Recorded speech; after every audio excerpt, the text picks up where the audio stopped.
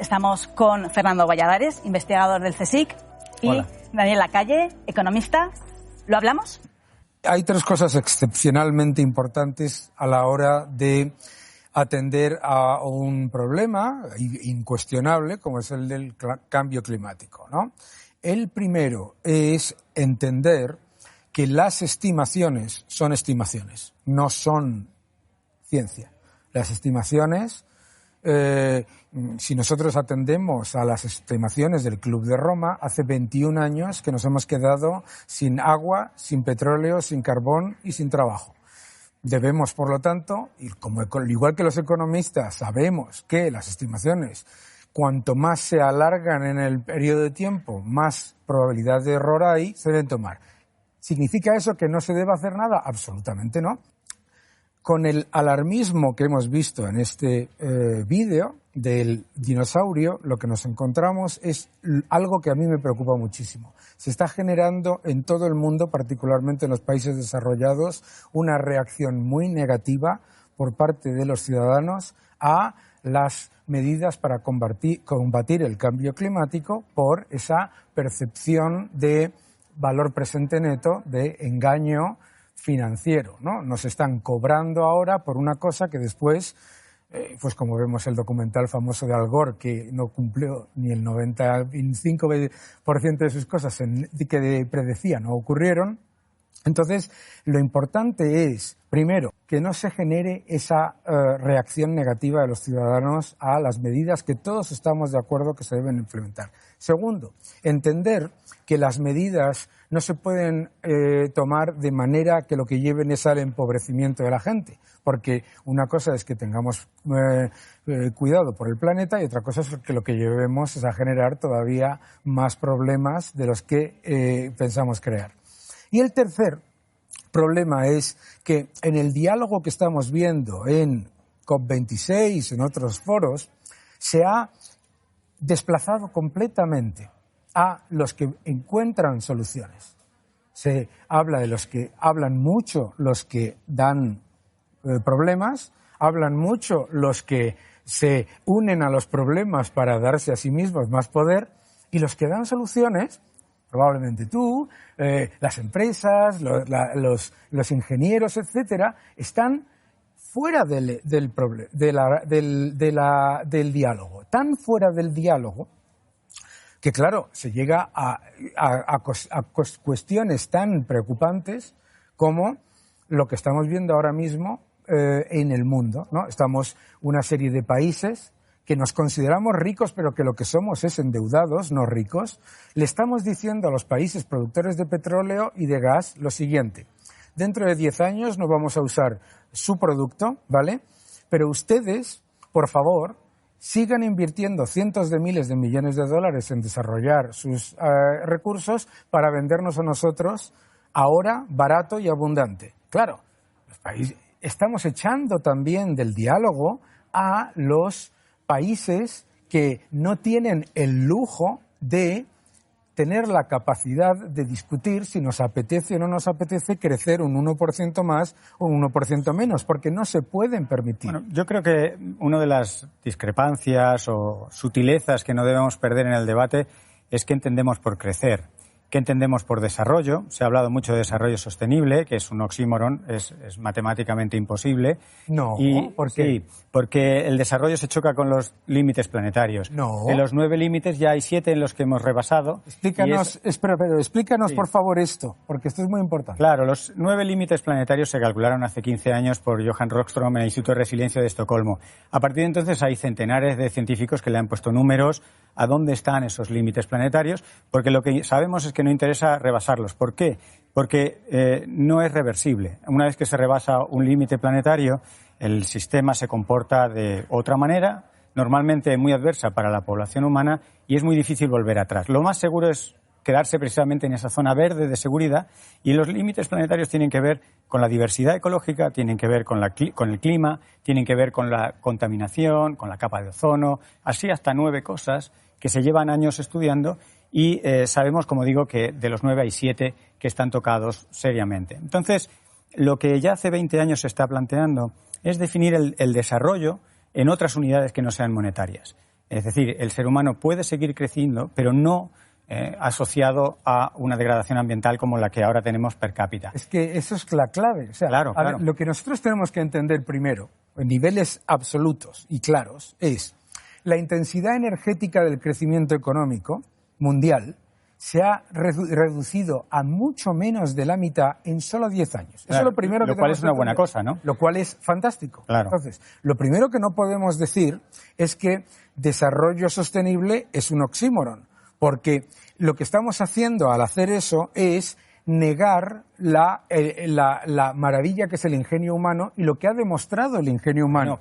Vuelvo al mismo cálculo que te decía, el Club de Roma, esos propios límites planetarios. Recuerdo que uno de los autores de esos límites planetarios establecía que iban a ocurrir una serie de eventos que no ocurrieron ninguno de ellos. ¿Vale? Pero esto es muy importante porque los escenarios están siempre asociados a unas probabilidades. Eso es. Entonces, esa es la clave que la gente tiene que entender. Es lo que ha ocurrido hasta ahora. Por eso es tan grave el alarmismo. Sí, adelante.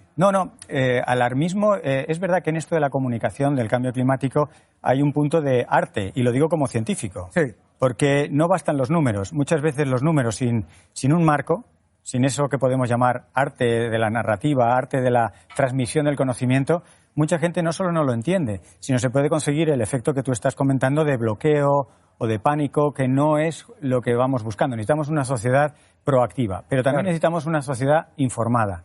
Y debemos tratarla con el mayor nivel de madurez que se espera de una sociedad capaz de encajar. Ya lo estamos viendo con las tragedias, las grandes tragedias. El ser humano es capaz de encajar cualquier noticia, pero no de cualquier manera.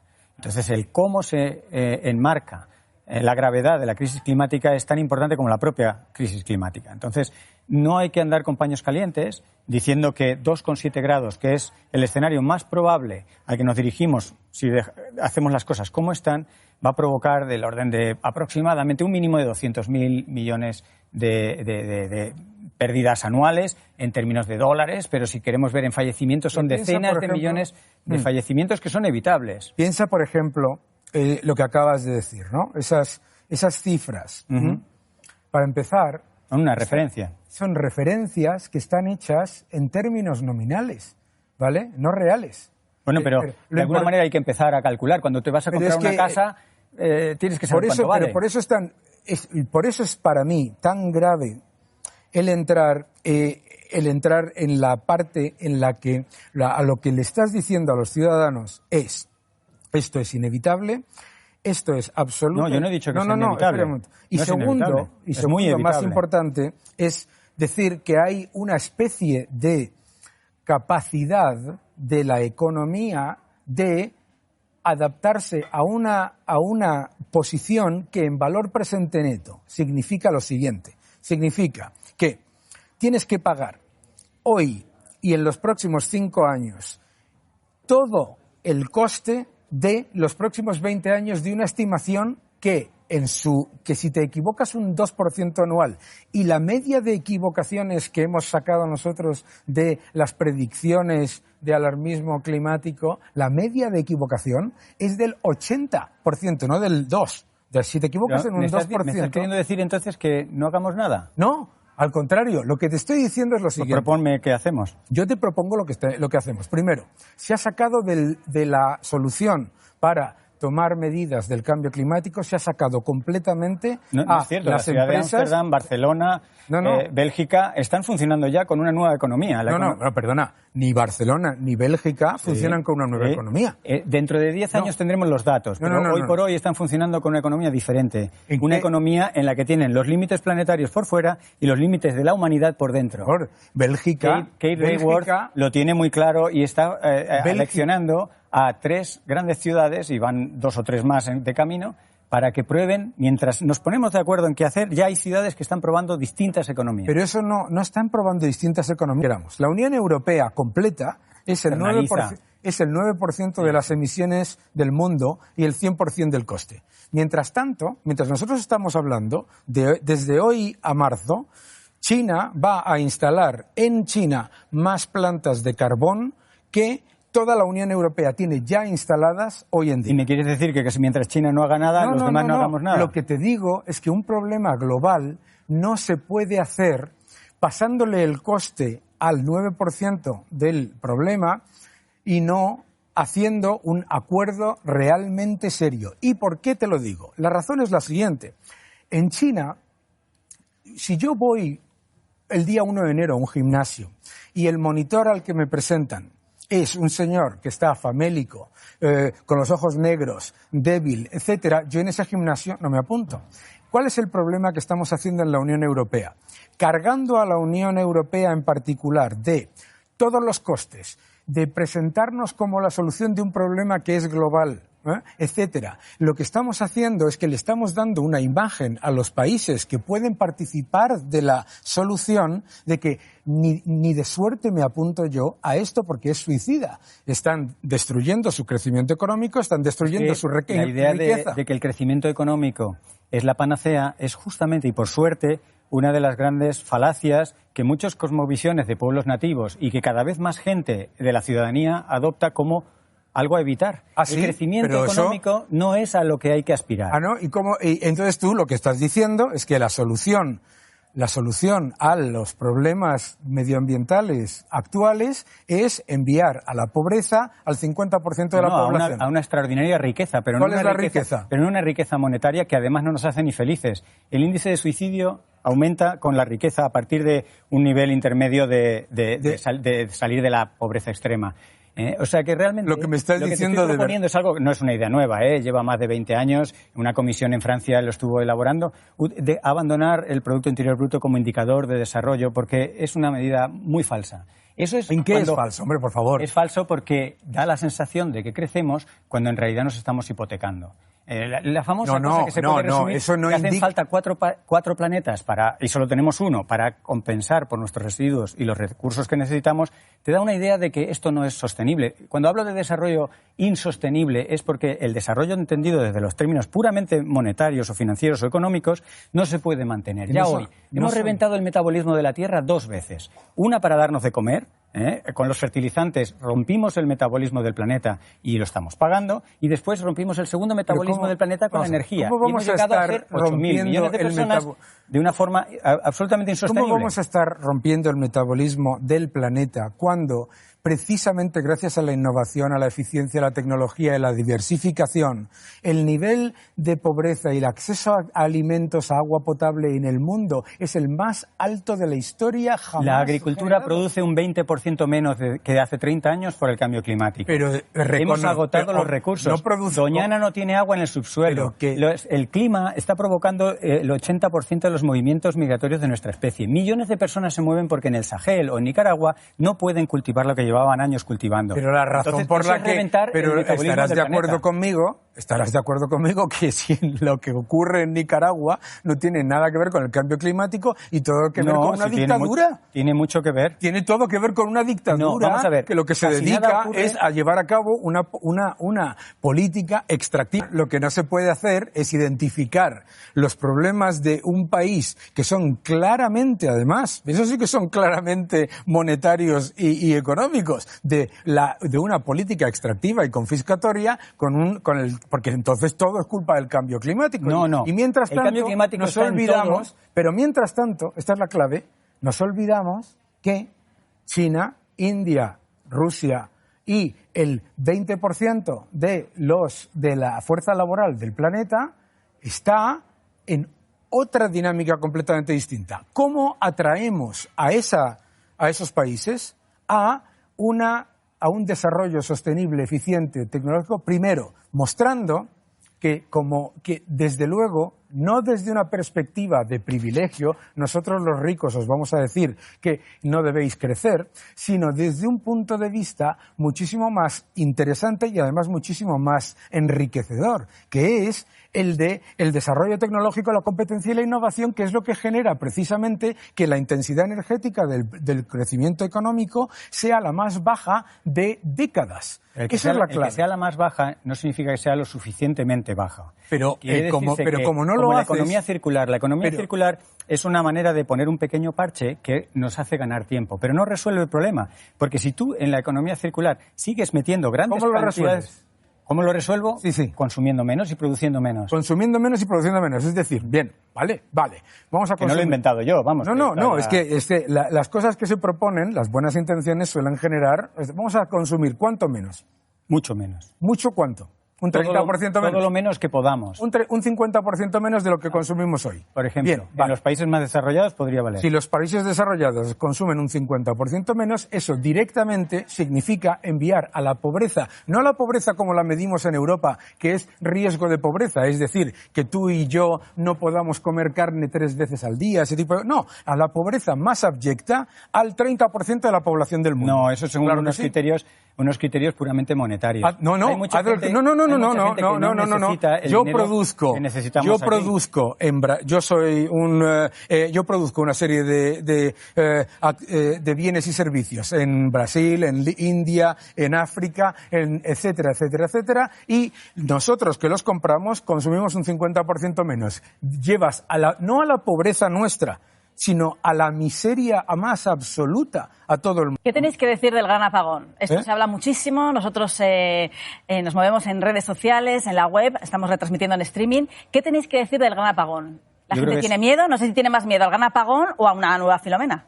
Yo creo que el gran apagón es inevitable, puede no ser tan gran, puede no ser global, pero prácticamente en un sistema tan complejo y con una demanda tan intensa de energía, tarde o temprano, fallos en la cadena de provisión energética habrá, y es mejor estar preparados. Los vídeos que se han hecho muchas bromas sobre cómo vivir sin electricidad unos días que el gobierno de Alemania o de Austria han sacado en estos meses son una manera práctica de enfrentar una cruda realidad. De nuevo, mira, en economía igual está ocurriendo con estas estimaciones de científicos, que tienen todo el valor de estimaciones de científicos, pero no dejan de ser estimaciones, se cometen 3 errores.